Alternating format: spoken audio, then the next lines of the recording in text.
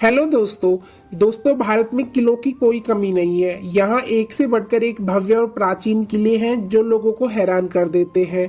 आज हम आपको एक ऐसे ही किले के बारे में बताने जा रहे हैं जिसे भारत में मौजूद सभी किलों में सबसे पुराना किला माना जाता है। इसे कांगड़ा किले के नाम से जाना जाता है। कांगड़ा किला भारत के हिमाचल प्रदेश राज्य के कांगड़ा शहर के बाहरी इलाके में धर्मशाला शहर से 20 किलोमीटर की दूरी पर स्थित है। यह किला अपनी हजारों साल की भव्यता, आक्रमण, युद्ध, धन और विकास का बड़ा गवाह है। यह शक्तिशाली किला त्रिगर्त समाज की उत्पत्ति को बताता है, जिसका उल्लेख महाभारत महाकाव्य में मिलता है। बता दें कि यह किला हिमालय का सबसे बड़ा और शायद भारत का सबसे पुराना किला है, जो ब्यास और उसकी सहायक नदियों की निचली घाटी पर स्थित है। इस किले के बारे में कहा जाता है कि एक समय ऐसा भी था कि जब इस किले में अकल्पनीय धन रखा गया था, जो इस किले के अंदर स्थित बृजेश्वरी मंदिर में बड़ी मूर्ति को चढ़ाया जाता था। इसी खजाने की वजह से इस किले पर कई बार हमले हुए थे और लगभग हर शासक, चाहे वो आक्रमणकारी हो या देसी शासक, सभी ने कांगड़ा किले पर अपना कब्जा करने की कोशिश की थी।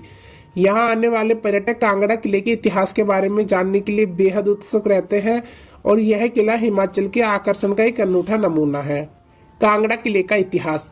कांगड़ा के किले का निर्माण लगभग 3500 साल पहले कटोच वंश के महाराजा सुशर्मा चंद्रा ने करवाया था। महाराजा सुशर्मा चंद्रा ने महाभारत में वर्णित कुरुक्षेत्र के युद्ध में कौरवों के साथ लड़ाई लड़ी थी। इस लड़ाई में पराजित होने के बाद उन्होंने त्रिगर्त साम्राज्य को अपने नियंत्रण में ले लिया और कांगड़ा किले को बनवाया था। बृजेश्वरी के मंदिर को कांगड़ा किले के अंदर बनवाया गया था, जिसकी वजह से इस किले को भक्तों द्वारा मूल्यवान उपहार और दान में मिलते थे। इतिहास से पता चलता है कि इस किले में अकल्पनीय खजाना था और जिसकी वजह से यह किला अन्य शासकों और विदेशी आक्रमणकारियों के द्वारा लूट करने की एक आम जगह बन गई थी। कांगड़ा किले पर पहला हमला कश्मीर के राजा ने 470 ईस्वी में किया था। इस किले पर पहला विदेशी आक्रमण 1009 ईस्वी में गजनी के महमूद गजनवी ने किया था। इसके बाद उनके नक्शे कदम पर चलते हुए तुर्की सुल्तान मोहम्मद बिन तुगलक ने इस किले पर कब्जा किया और उनकी मृत्यु के बाद उनके उत्तराधिकारी फिरोज शाह ने पदभार संभाला। यह साफ नजर आता है कि सभी विदेशी आक्रमणकारियों ने खजाने की तलाश में ही कांगड़ा किले पर हमला किया था। ऐसा बताया जाता है कि महमूद गजनवी ने अपने आक्रमण के दौरान किले के अंदर मौजूद सभी लोगों को मार डाला था और अंदर मौजूद खजाना लूट लिया था। सन 1615 में अकबर द्वारा तुर्की शासकों से कांगड़ा फोर्ट्स को पुनर्प्राप्त करने के 52 असफल प्रयासों के बाद उसके बेटे जहांगीर ने सन 1620 में किले पर कब्जा कर लिया था। सन 1758 में कटोच के उत्तराधिकारी घमंड चंद को अहमद शाह अब्दाली द्वारा जालंधर का राज्यपाल नियुक्त बनाया गया था। इसके बाद उनके पोते संसार चंद ने अपनी सेना को मजबूत किया और अंत में शासक सैफ अली खान को हराया और सन 1789 में अपने पूर्वजों के सिंहासन को फिर से हासिल कर लिया था। इस जीत में संसार चंद ने खुद को एक शक्तिशाली शासक साबित किया और पड़ोसी क्षेत्रों के कई राज्यों पर अपना कब्जा जमा लिया।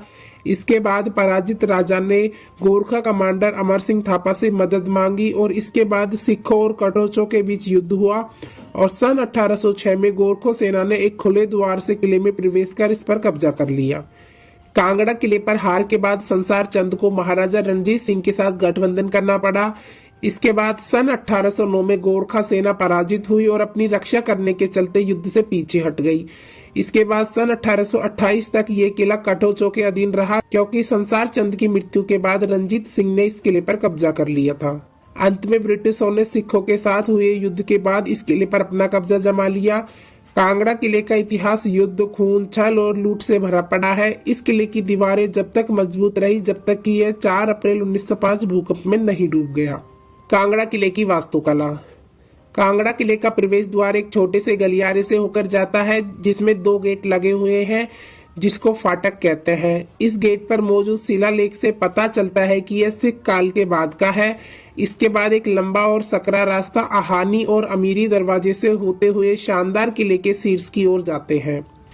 बाहरी द्वार से लगभग 500 फीट की दूरी पर यह मार्ग एक तीखे कोण पर एक मोड़ लेता है और जहांगीरी दरवाजे से होकर निकलता है, जिससे पूरी तरह से मुहम्मदन इमारत दिखाई देती है और इसके नाम यह लगता है कि सन 1620 ईस्वी में किले पर विजय प्राप्त करने के बाद जहांगीर द्वारा इसको बनवाया गया था।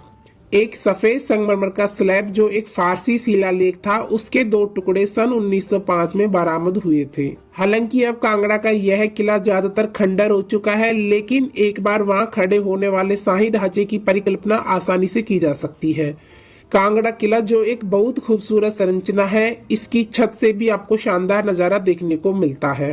कांगड़ा आने वाला प्रत्येक पर्यटक कांगड़ा किले के अंदर बनी हुई वॉच टावर और भगवान लक्ष्मी नारायण मंदिर और आदिनाथ मंदिर को देख सकते हैं। कांगड़ा किले के आसपास घूमने की आकर्षक जगह है। ज्वालामुखी मंदिर, अंबिका देवी मंदिर, ब्रजेश्वरी मंदिर, जैती माता मंदिर, लक्ष्मी नारायण मंदिर और आदिनाथ मंदिर, महाराजा संसार चंद कठोत संग्रहालय। कांगड़ा किले जाने का सबसे अच्छा समय, अगर आप कांगड़ा का प्लान बना रहे हैं तो आपको बता दें कि यहाँ जाने के लिए सितंबर से जून तक का समय सबसे अच्छा है। मई जून की गर्मियों के महीनों में यहाँ तापमान 22 से 30 डिग्री सेल्सियस रहता है, जो ट्रैकर्स द्वारा पसंद किया जाता है। कांगड़ा किले के लिए खुलने का समय, कांगड़ा किला सुबह 9 बजे से शाम 6 बजे तक सप्ताह के सभी दिन खुला रहता है। कांगड़ा किला प्रवेश शुल्क, गाइड के साथ प्रति व्यक्ति 150 रुपए, गाइड के साथ प्रति व्यक्ति विदेशी है तो 300 रुपए। कांगड़ा किला कैसे पहुंचे? कांगड़ा नई दिल्ली से लगभग 450 किलोमीटर दूर है, इसलिए आप नई दिल्ली से बस में यात्रा करके यहां आसानी से पहुंच सकते हैं।